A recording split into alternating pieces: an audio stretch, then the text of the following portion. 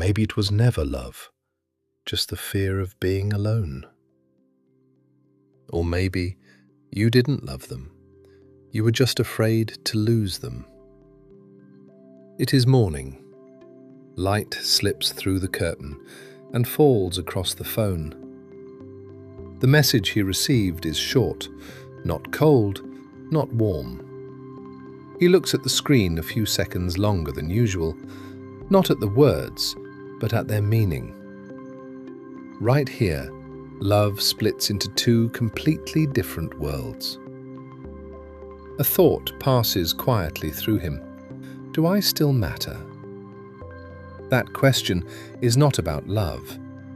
It is about safety. And, depending on where it comes from, it can lead us into two very different lives. In the first world, childish love, the relationship becomes a place to calm fear. He loves, but more than loving, he fears losing. If a message arrives late, his heart drops before his mind can explain anything. His thoughts begin to race. Maybe they are tired of me. Maybe I am not enough. Maybe I was never enough. In childish love, distance is not a pause. It is a threat. Because the inner child does not know how to be alone, it only knows how to survive it. In the second world, mature love, he reads the message and his breath stays steady. He may miss them, but he does not collapse. If there is distance, he can speak about it without pleading, without shrinking, without losing himself.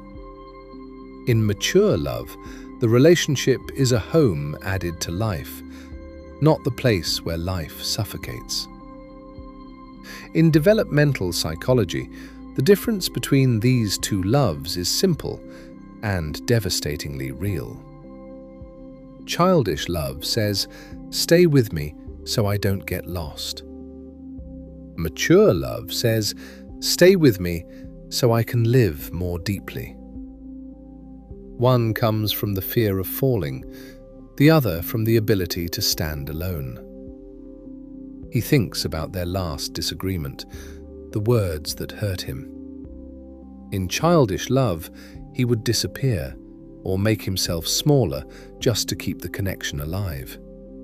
But in mature love, he can say, "That hurt me."